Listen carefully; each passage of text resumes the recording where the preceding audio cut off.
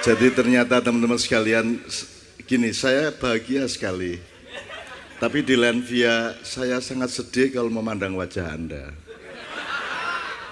Ya Allah, mesake Tuhan. Jadi ini serius ya, jadi sebelum nanti kita ngomong Nabi Dholim itu. Saya itu terakhir tuh setiap ma'ian saya tuh ingin minta maaf sama Anda karena saya khawatir, ini sangat serius ya. Saya khawatir sejumlah hal terjadi dan nanti saya merugikan Anda. Pertama, saya khawatir kalau doa-doa saya untuk Anda itu tidak dikabulkan oleh Allah. Mudah-mudahan tidak terjadi. Mudah-mudahan kabul karena Anda minta, bukan kabul karena saya memberi doa. Ya, yang pertama. Saya khawatir saya tidak bisa memenuhi harapan Anda di dalam hal apapun saja. Saya khawatir saya tidak melakukan apa yang seharusnya saya lakukan dan saya melakukan apa yang seharusnya tidak saya lakukan. Ini idiom ini pakai idiomnya Abu Bakar As-Siddiq yang menyesali sejumlah hal tentang Ali bin Abi Thalib. Abu Bakar mengatakan saya melakukan 5 hal yang seharusnya tidak saya lakukan kepada Ali dan saya tidak melakukan 5 hal yang seharusnya saya lakukan kepada Ali dan itulah kesalahan saya kepada Ali. Kemudian tidak tercoverlah konflik-konflik yang bermacam-macam sehingga sampai hari ini kita menanggung akibatnya, pecah belah tidak habis-habis sampai hari ini. Tuh. Jadi saya khawatir Anda itu salah sangka kepada saya. Saya khawatir Anda itu ngikut saya. Padahal Anda punya diri Anda masing-masing dengan sejarah dan kedaulatan Anda masing-masing yang tidak sama dengan saya. Sehingga kalau Anda menjadi penganut saya khawatir itu mencelakakan Anda. Terus ada banyak sekali yang saya sedih. Saya khawatir kalau Anda terlalu ngelihat saya, terlalu ngikut saya, nanti Anda nasibnya kayak saya loh. Saya ini kan orangnya tidak cocok sama hidup ini. Saya itu tidak kompatibel sama NKRI, tidak kompatibel sama industrialisasi, globalisasi, peradaban 7 abad dari 14 sampai 21, saya itu tidak kompatibel. Saya tidak mengatakan saya tidak cocok atau saya tidak selera, tapi saya itu memang tidak aksesibel kepada seluruhnya itu. Jadi saya itu kesini itu supaya nambah-nambah jumlah orang yang jangan sampai bernasib seperti saya. Gitu loh.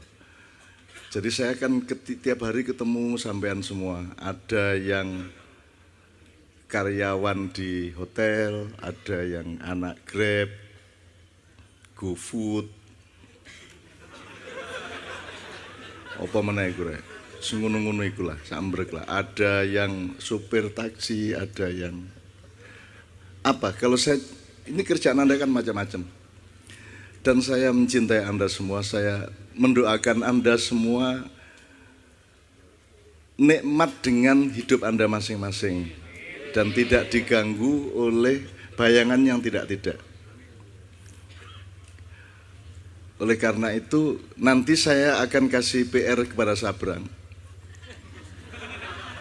Karena saya ini tidak kompatibel sama generasi milenial.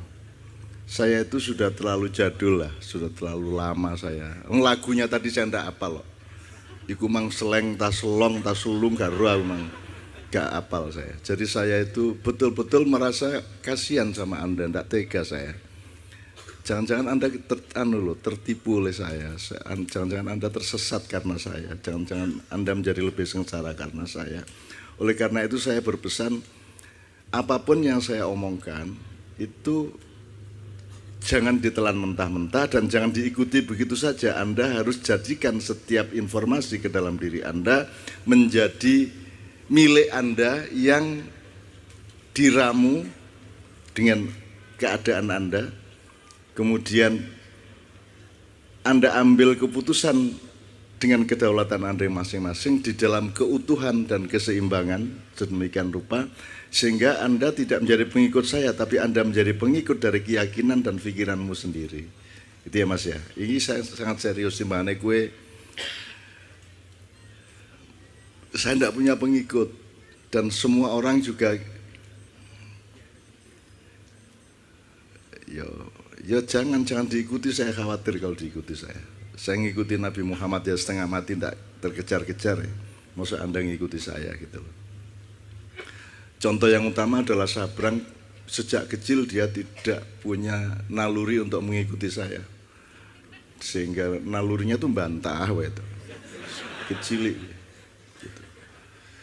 Itu membuat kadang-kadang saya mau ngasih duit tidak jadi. Dobol ada cilik rahasia sudah gitu. Oke, itu sekedar Mas ya, sekedar apa? Salah satunya gini loh Mas. Anda ini hidup di Indonesia yang kayak gini.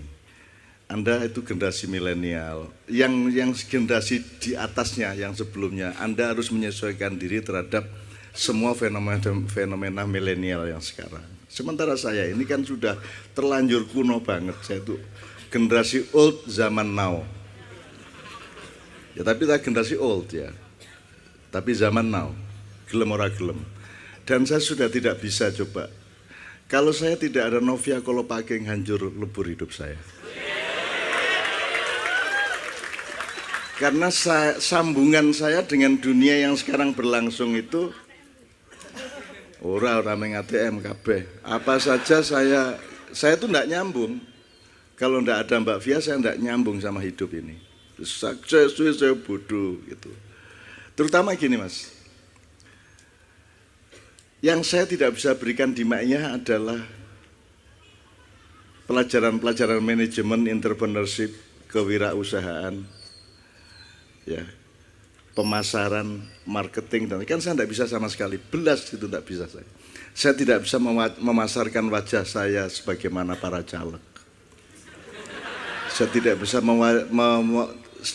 tidak bisa memasarkan eksistensi saya, bahkan dengan bodoh saya keluar dan berhenti dari aktivitas saya di media massa sejak tahun 22, sejak tanggal 22 Mei 1998.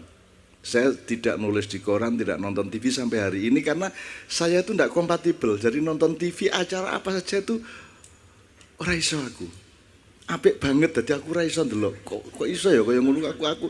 Jadi saya itu belum cukup, Mas. Saya tuh belum cukup dewasa, belum cukup intelektual, belum cukup software saya itu nggak bisa ngejar acara televisi Indonesia itu. Kok ampuh ya aku jan ra mudeng aku. Ngono kok ngguyu ya. Kok aku urung iso ngguyu ya. Jadi saya tuh merasa betul-betul dekaden. Sampai saya bikin live stratifikasi gini, Bang. Saya Ma'iyah itu kan level paling bawah di dunia dan di Indonesia. Jadi hanya bisa nyambung sama rakyat kecil. Kalaupun birokrasi ya birokrasi yang paling bawah. Lurah, camat, kapolsek, dan ramil. Bupati mulai ngene-ngene aku. Sudah nggak nyenggah saya. Jadi kalau saya tidak ada sosiologinya, tidak ada terminologinya, tapi kira-kira gitulah. Ma'iyah ini nyambungnya cuma sama orang-orang kecil, sama orang-orang di bawah. Kalau ada ada hierarki birokrasi ya birokrasi paling bawah. Nah, nyambungnya sama kiai-kiai kecil di desa-desa. Tapi begitu mulai ketua cabang udah enggak nyambung sama saya enggak nututi, Mas. Sudah canggih mereka. Jadi saya paling bawah, di atasnya nanti ada ketua-ketua cabang, terus ada bupati, ada gubernur gitu ya. Terus di atasnya lagi ada aktivis. Anak-anak mahasiswa yang pinter-pinter ya toh, yang ngerti teori bermacam-macam. Terus ada LSM, ada gerakan mahasiswa, ada seniman gitu ya. Itu saya nggak ngejar lagi, udah itu 2 tingkat di atas saya. Dan yang paling tinggi yang saya tidak mampu ngejar adalah teman-teman wartawan. Nggak nyambung sama sekali saya sama wartawan. Jadi saya ingin ngasih tahu bahwa KJ ini sudah 20 tahun itu loh, nggak pernah berhasil. Sehingga tidak seorang pun wartawan tahu bahwa ada KJ 20 tahun di sini. Itu aku orang ngerti aku. Jadi aku Aku nggak punya kata, nggak punya bahasa. Piye carane ben aku mengkoyo pungguk merindukan rembulan. Gitu. Jadi saya nggak bisa. Kemarin saya di acara Hari Pers Nasional di Surabaya, moderator saya itu dulu Red Pel Tempo, Mas Wahyu Muryadi. Mas Wahyu itu dekat sama saya, sudah lama. Saya juga dulu pernah jadi mentor atau trainer wartawan di zaman tahun 70-an awal. Tapi gimana ya cara ngasih tahu bahwa saya ini bukan seperti yang dia kenal gitu loh. Bahwa saya ini temennya Doni, itu enggak bisa tahu dia. Bahwa saya ini temennya, bahwa saya ini di KC itu pernah di Kompas diberitakan, di KC gini, Pak ini mengatakan gini, terus endingnya acara Kenduri Cinta itu juga dihadiri oleh budayawan MH Ainur Najib. Kompas loh.